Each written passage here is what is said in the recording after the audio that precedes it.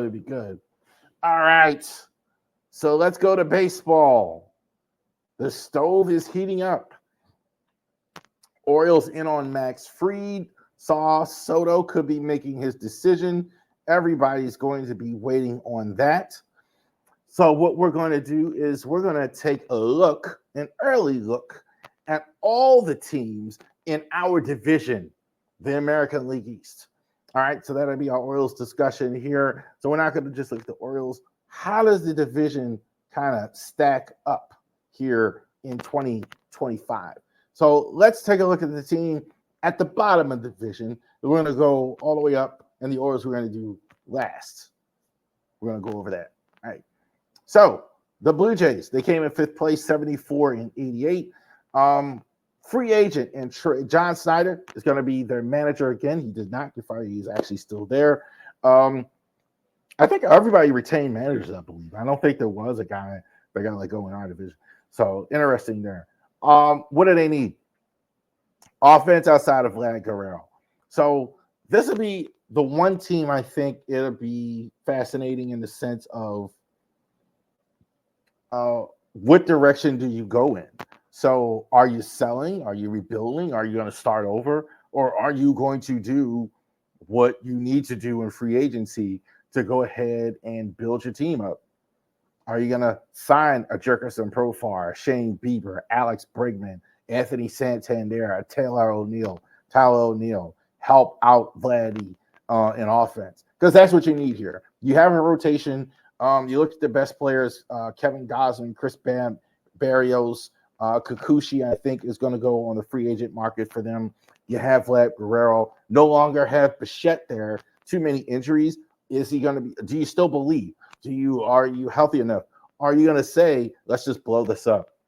Let's just save all this money. Let's just not even try. We're too far gone. I don't believe they're in the direction of, if I had to bet, and I'm not sure completely, I'm kind of thinking they're not going to sign a lot of guys. I think if they can, I think it might depend on the interest of the free agents. From what I'm seeing, if they can actually get, let's say, Santander to come, they can get Profar to come, if they think they can get enough offense to come. But I think if they strike out a bit, maybe not. Interesting to see what happens at Toronto. I think they're interesting there is their starting pitching is really strong. So they have a base there. There's something there to build off of. And I think you have Vlad Guerrero Jr. If you decide to trade, you can get a lot for him. If you go ahead and keep him, I think he's going to be the focal point of your offense. Interesting to see what happens. Tampa Bay Rays. The roof literally got blown off in a hurricane there. So I don't know if they're going to be playing there this year. And so to be honest, to see what happens where the Rays are even playing. That's a whole nother thing. But as far as on the field, what do they need? Starting pitching, power hitting, bullpen. So the Rays actually did some selling at the deadline. So they actually got rid of some players. Their financial constraints, they're kind of always building up that minor league there. So interesting to see that there. They're definitely going to be looking for a catcher. So I have Carson Kelly, Kyle Hyagoshka, and I think Elias Diaz were definitely names that they're actually looking at as well. So they're going to be looking for some catching there as well because they got no catcher at all. Travis Denard signed yesterday rather, with the Angels. The Angels, by the way, were really busy signing players. So I thought that was interesting, them jumping out on the bet there. Not in our division, but I thought that was fascinating considering the struggles they had last year. So, but the Rays don't really spend a lot of money usually in the offseason. So I think they usually are going to look at a start. I think Kikuchi, as a guy they can get. Not so good last year. Maybe they're getting him a little bit low value. They did trade away Eflin. So it'll be interesting to see. Carson Williams is probably a guy you want to keep your eye on. Juan Franco, I doubt seriously they're ever going to have him back on the field. So he's their top prospect. A lot of times that this is a franchise that promotes their top prospects here. So I think it's a good chance we could see him on the field next year at shortstop. Brandon Lowe, Yandy Diaz, McClanahan was on the injured list a lot this year. Fairbanks at closer struggled some, but they're still there. I love Kevin Cash as a manager. He's outstanding manager on the margins. So I think that's always a positive as well. 80 and 82, considering all the problems they had, to me, isn't terrible. But they were in fourth. The Sox were in third. What are the Sox doing? Pitching and power hitting. So I think they built up something in Boston, but I don't think they're looking now to really get back to the top of the division where they were. They were 81 and 81. They're looking at a lot of pitching and power hitting. Max Fried, I think they're talking to. Tusker Hernandez, I think they're going to be in on Burns. Tanner Scott, I think they're going to have interest.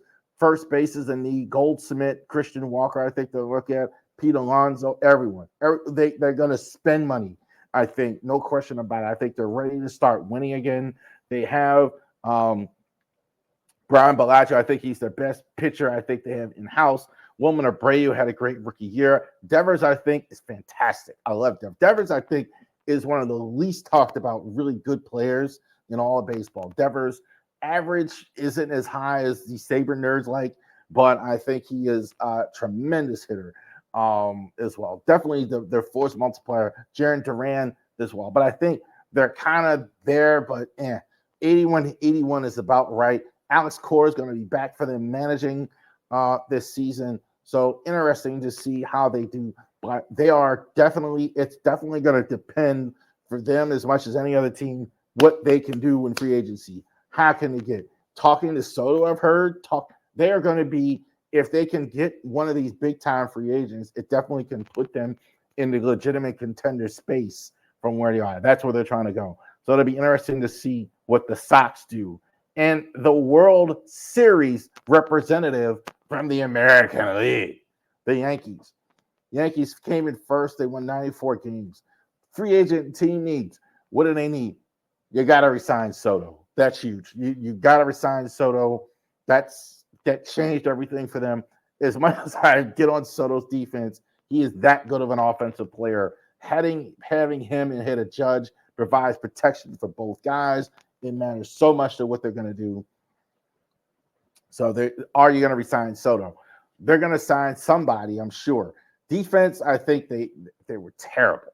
I thought that was the reason they didn't win the World Series. They definitely are going to maybe get a look at some guys where they can score. Now it's kind of not their jam, and bad home run, Bronx Bombers, etc. They could be looking for a closer, I think, as well. I think that's definitely possible. Tanner Scott is out there. I definitely could see the Yankees getting in on that as well. They could go with Luke Weaver, but I think bullpen, is a thing. Clay Holmes is a free agent. They may not re-sign him, so they're definitely going to look at that. Santander, I think, is definitely on the radar for them. So, look, Santander, Orioles fans, is a top 10 free agent. That's why I don't think they're going to bring him back. Michael Elias didn't sound too excited about it. But Christian Walker, I think, is a name for the Yankees as well. Definitely going to look at that. Willie Adams, I think, look, you got the money. You're definitely going to look at that. Defensively, not great. This can help you definitely on both sides. Burns, I think they're going to talk to him. Alonso, Teoscar Hernandez, look, it's the Yankees. They're going to spend. So Hal Steinbrenner was going to complain about the money. They always spend money. They have more money than any other team in television, the biggest media market. We know they're going to spend. Next year, for sure, they're going to have Judge.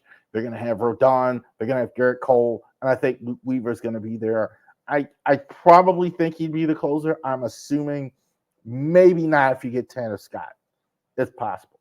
But I think that's the way it's going. And I think Aaron Boone, is a good manager. I don't think it was his fault. His team was just bad on defense, couldn't play on margins. But I think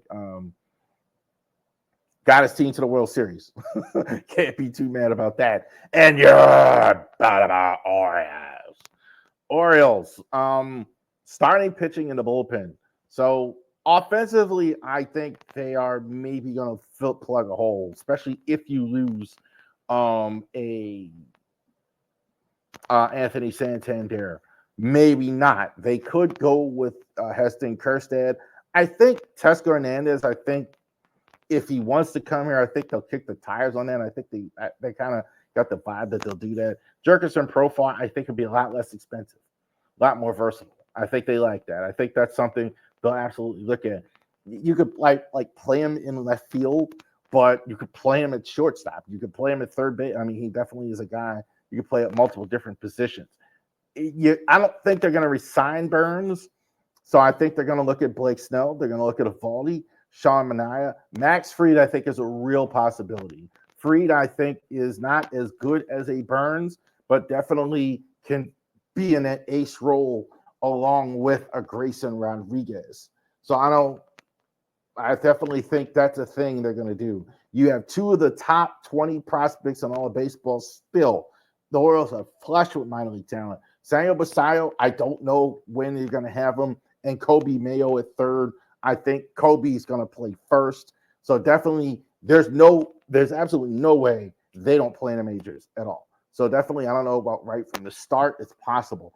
Adley, I think, a little bit down last year. Definitely, I think, easy the best catcher, I think, in the American League. You go along with Gunnar Henderson. They're going to get Felix Bautista back. That's huge. Last year, it was a problem last year. So I think they're going to look for more in the bullpen, though, as well. But I don't think it'll be a high-dollar guy. Probably the biggest name might be a Clay Holmes or something like that. Or I think Grayson Rodriguez. Can you keep him healthy? I love Grayson. I would put that out. I couldn't believe it when I saw it. Like, I put it out there to fans, do you trust Grayson as an ace? A lot of people said no. I'm surprised. Like, he's definitely got the stuff. I mean, Grayson, I don't think he was that far away from Corbin Burns as well. But the concern of his health. And I think you're going to have to replace that in their lineup. And I think Brandon Hyde was the manager of the year just a year ago in 2023. All right. So our division, Orioles, can they win the division? Absolutely. Absolutely. I think the resources are definitely there. I think we're kind of all over the place. I've seen with fans, but I definitely think the Rubenstein group is definitely going to spend money in this offseason. I don't think it's unlimited, though. I think the fact that they're going to have trouble resigning Burns and Santander, I think it's more reflective of the players. Right? I think they're just going to be hard to sign. They're going to have a lot of offers. So it'll be interesting to see how this goes in the offseason as well.